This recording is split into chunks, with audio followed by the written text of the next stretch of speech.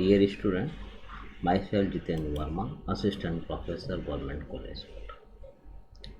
जैसा कि आपको पता है, कोरोना काल चल रहा है। गवर्नमेंट बार बार कह रही है घर में रहिए, सुरक्षित रहिए।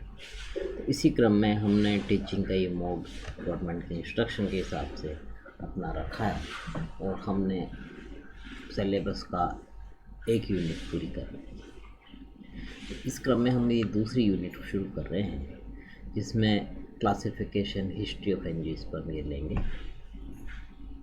और यूट्यूब चैनल पर और आपके राजीव गांधी कंटेंट ग्रुप में भी इसको हम डालेंगे और आपके क्लास के ग्रुप में भी लिंक पेज है। उम्मीद है आप घर पर इसको पढ़ रहे हैं। इस तरह से ये सिलेबस है आपका, जो हमने यूनिट फर्स्ट करवा दी। तो अभी हम सेकेंड यूनिट में ये ले रहे हैं एंजियोस्पर्म टैक्सोनॉमी। ब्रीफ हिस्ट्री लेंगे, एम एंड फंडामेंटल कंपोनेंट लेंगे, देन फिर अल्फा ओमेगा टैक्सोनॉमी लेंगे। फिर इसके बाद टैक्सोनॉमी की टैक्सोनॉमिक लिटरेचर, ऐसी ये चीज़ें हम कंटिन्यू फॉर्म में लेंगे। ये आपस में एक दूसरे से रिलेटेड है, ये भी ध्यान रखें। क्लासिफिकेशन की हिस्ट्री को अगर हम देखें तो थियोफ्रेस्टस हैं, वनस्पति विज्ञान के जनक इनको कहा जाता है। इनके अनुसार धरती पर जितने भी मनुष्य हुए उसमें थियोफ्रेस्टस सबसे विलक्षण थे। इनका जन्म यहाँ पर हुआ है और लगभग 372 ईस्वी को हुआ था। इन्होंने वनस्पति विज्ञान का जनक इसलिए कहा जाता है कि सर्वाधिक व्यापक पौधों पर प्रोत्साहन दिया। इनके शिष्यों के साथ यूनान में वर्क किया। इन्होंने विशाल लेखन कृतियों को हिस्टोरिया प्लेंटेरम के नाम से एक ग्रंथ में लिखा, जिसका ये कवर पेज हम आपको दिखा रहे हैं। इनके विशाल लेखन कृत्य में वनस्पति की का लगभग 20वां भाग ही है कि उनका हिस्टोरिया प्लेंटेरम नामक ग्रंथ पौधे के विषय में आज की तमाम जानकारी का एक आधार स्थान है। बेसिक की इन्फॉर्मेशन के अंदर मिला है। कई लाइब्रेरी में इसकी कॉपी होती है बच्चों। इस ग्रंथ में लगभग 480 प्रकार के पौधों का वर्गीकरण इन्होंने किया। इसके साथ ही जंगल, दलदल, झील, नदी एवं अन्य पादप सहचर्यों का भी विवरण इसमें दिया गया है। इस श्रेष्ठ ग्रंथ में उन्होंने एक बीजपत्री एवं द्विबीजपत्री पौधों के बीच का मुख्य अंतर भी दर्शाया है। थियोफ्रेस्टस कम उम्र में ही प्लेटो के शिष्य बन गए थे। प्लेटो की मृत्यु के समय थियोफ्रेस्टस मात्र 22 वर्ष के थे।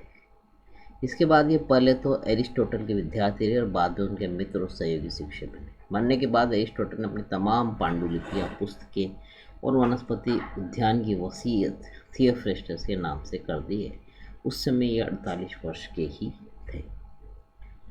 अगर हम इंडिया के रेफरेंस में देखें बच्चों, तो भारत में वनस्पति विज्ञान का इतिहास वैदिक काल से प्रारंभ होता है। ये कृषि के विकास के साथ प्रारंभ हुआ, जब मानव ने विविध खाद्य फसलों की खेती प्रारंभ की।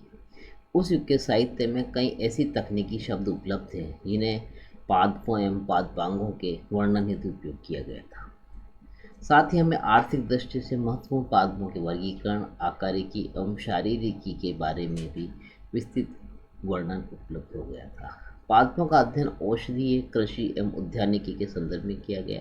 वनस्पति के संदर्भ में प्रारंभिक साहित्य की विशद पुस्तकें जैसे आयुर्वेद, चरक संहिता, श्रुति संहिता मूलतः पादपों के उपयोग का ही वर्णन प्रस्तुत करती है। यह मार्केट में भी उपलब्ध है बच्चों, वहाँ भी आप इनको देख सकते हैं। लाइब्रेरी में भी है चरक संहिता वगैरह। ऐसी मान्यता है कि 2500 वर्ष पूर्व भिक्षु अत्रेय, जो तक्षशिला यूनिवर्सिटी के एक सुप्रसिद्ध अध्यापक थे, अपने शिष्य से विश्वविद्यालय परिसर से 4 योजन की दूरी तक उपलब्ध सभी पादपों को एकत्रित कर इसका वर्णन एवं गुण प्रस्तुत करने का आदेश दिया।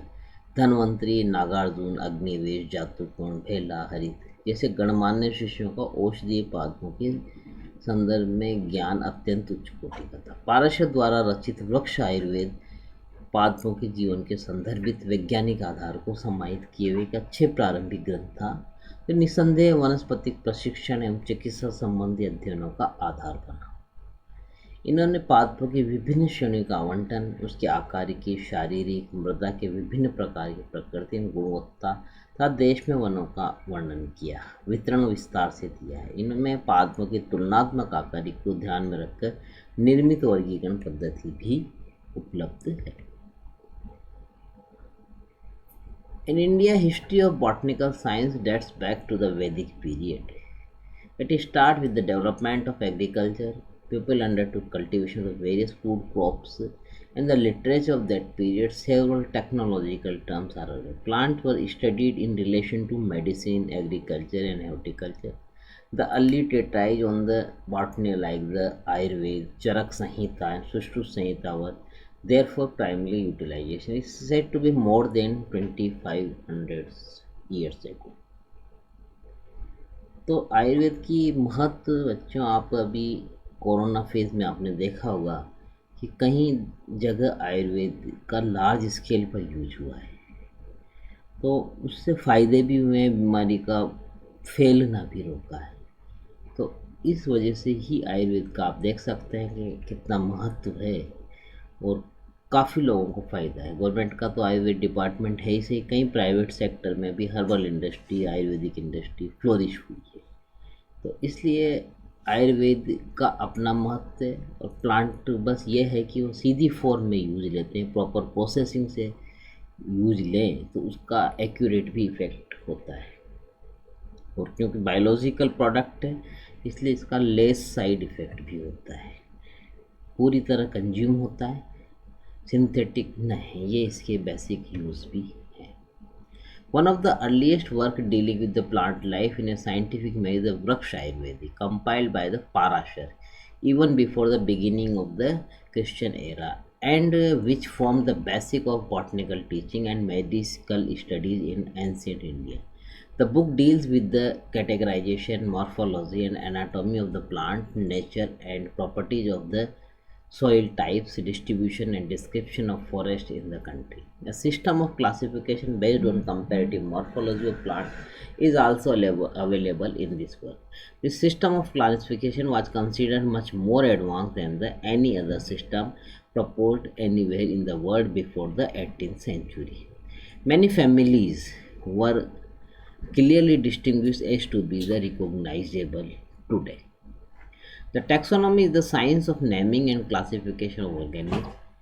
There is a need of classification of living because scientific names of a plant community of the species, genus, form, and that family can also be determined. The scientific name also predict much information that will be applicable to that plant. The three major objectives of the taxonomy are the learning of all kinds of the plants and animals, assemblage of knowledge gained, demonstration of the diversity of the living kingdom, and its relation to man's understanding of evolution. The main goal of taxonomy is to develop the workable classification that reflect evolutionary relationship and gives a nomenclature, identification. History of plant classification is very old, starting from the ancient Greeks and Romans. The herbalist and transitional period, post-herbal period in India, history of botanical science dates back approximately 1500 BC to 600 BC। तो इस तरह से ये इसकी life cycle है बच्चों। इसमें इसके कैरेक्टर्स के आधार पर ही हम इनको क्लासीफाई करते हैं। ये फ्लावर है, ये इस तरह से ओव्यूल हमने बता रखे हैं, ये एंथर है, ये स्टिग्मा स्टाइल ओवेरी है, ऐसे फर्टिलाइजेशन होगा, फिर ये सीड बनेगा। तो इस तरह से इसकी लाइफ साइकिल है। अगर हम बॉटनिकल नोमेनक्लेचर को लें तो botanical nomenclature is the naming of plants and related principles and rules. Principle and rules of botanical nomenclature are developed and adapted in series of international botanical congress. Principles and rules are listed in International Code for Botanical Nomenclature. The main goal of ICBN is to provide one correct name for each taxonomic groups. ये इस तरह से Aristotle है, ये Linnaeus है। अगर हम Linnaeus को देखें, द स्वेडिश बॉटनिस्ट हैं formally established the tradition that all plants should be given Latin names and words relating to them should also be Latin. It is because Latin is a dead language, so the meaning of the word do not change in the same way as those of the living language. Botanical Latin is a very descriptive with many terms for shape, texture, and color. Latin does not inspire the political jealousies that might emerge if botanists were converted to English or Spanish. Name is the means of the reference to all livings and non-living things. Any object known to the human being is given a name to describe and communicate ideas about it. The name may be different in different languages at different places. The art of naming of object is known as the nomenclature. When it comes to naming a plant is called the botanical nomenclature. अगर हम इसकी history देखें तो the initial rule of the botanical nomenclature were developed and formed modern set of the rules. These rules is called as the International Code for Botanical Nomenclature. These rules of nomenclature were started with Linnaeus in the Critica Botanica in the 1737, which was improved later on in 1751 in Philosophic Botanica. Many botanists worked individually, but the steps where the all botanist strategies are for conclude the problems of the nomenclature were initiated internationally the first time at the Paris Act in 67. Then International Code for Botanical for the naming of the plant species and systematic enumeration according to the taxonomic hierarchy was followed. Similarly, the naming of a plant species, the rules of the nomenclature are considered. The rules of International Code for Botanical Nomenclature is followed, which divided into the sections, and these sections are further subdivided into the articles and recommendations. Then इसके principle क्या है? Botanical nomenclature independent of the zoological nomenclature. The application of the name of taxonomic group is determined by means of nomenclatural types. The nomenclature of a taxonomic group is based upon the priority of publication. Each taxonomic group with a particular circumscription, position, and rank are appear only on correct name.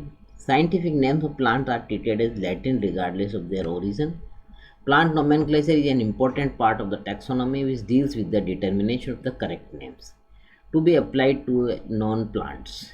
It is well known that many plants have several common names in a general use of the various parts of the country. A particular plant is definitive name which may be used all over the world. These are the basic problems which causes the assemblage of all over the world's botanists together and developed a set of rules known as the International Code for Botanical Nomenclature. The rules of ICBN is followed, which divided into the sections, and these sections further subdivided into articles and recommendation. इस तरह से ये code बनाए गए बच्चों 1867 में. Paris code and Rochester code, then Vienna code, then American code, then Brussels code, Cambridge code, Amsterdam code, year भी देख लीजिए आप. स्टॉकहोम कोड 1502 में, पेरिस कोड 56, मॉन्ट्रियल कोड 61 में, एडिनबर्ग कोड 66. जगह के नाम के बच्चों, जगह पर जहाँ कॉन्फ्रेंस हुई उसमें जो डिसीजन हुए उसी के आधार पे नाम दिया गया. जैसे Berlin code, Tokyo code, Vienna, Melbourne code, ये इस तरह से इनका नेमिंग है. Presently the rules and recommendation of the Vienna code which are proposed by the Evic Neal in the 2005 are practice. The present International Code for Botanical Nomenclature is the result of the many years of the trials and error.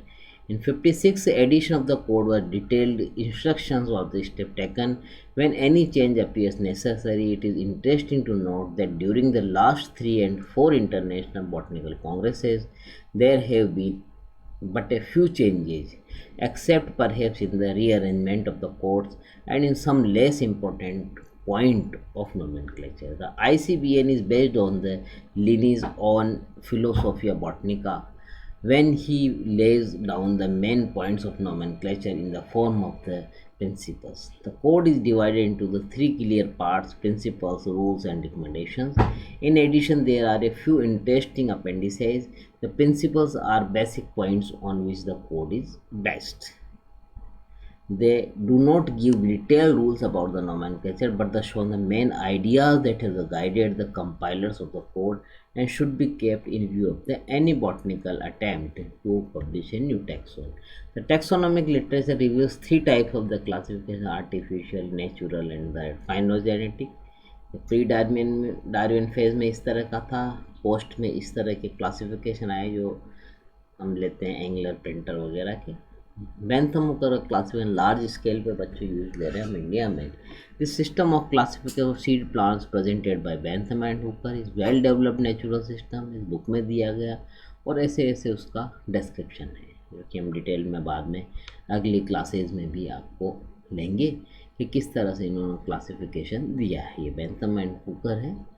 जब हमारे यहाँ British era था, उनका शासन था, तो उसके according ये हर्बेरियम बनाए गए और उसको क्लासीफाई सेविंग करके भी प्लांट्स को सिस्टमेटिक फॉर्म में रखा गया। इस तरह से ये हर्बेरियम में रखे जाते हैं। शीट दिख रही है आपको बच्चों, ये नष्ट ना हो इससे भी रक्षा रखते हैं, इसकी फंगस ना लगे, सारा ट्रीटमेंट करके ही इसे रखे जाते हैं। इस तरह से देखा है आपने, हर्बेरियम बनाया होगा स्कूलिंग में भी और इम्प्रूव फॉर्म में भी आपको प्रैक्टिकल में बनवाएंगे। तो ऐसे हर्बेरियम शीट होती है, इस पर इसको लगाया जाता है और संरक्षित रखा जाता है। ये रेफरेंस बुक्स हैं जो कि आगे की क्लासेज में आपको पढ़ना रहेगा, जहाँ डिटेल स्टडी करेंगे, RS का IAS का एग्ज़ाम देंगे। आजकल ऑनलाइन कल्चर है, तो इस तरह से बुक्स की फ़ोटो भी देखें आप, ताकि आप ऑनलाइन ऑर्डर करके भी बुक खरीद सकते हैं। थैंक यू बच्चों। नेक्स्ट क्लास में हम इसी को कंटिन्यू रखेंगे सेक्शन को, तो आप घर पर रहिए।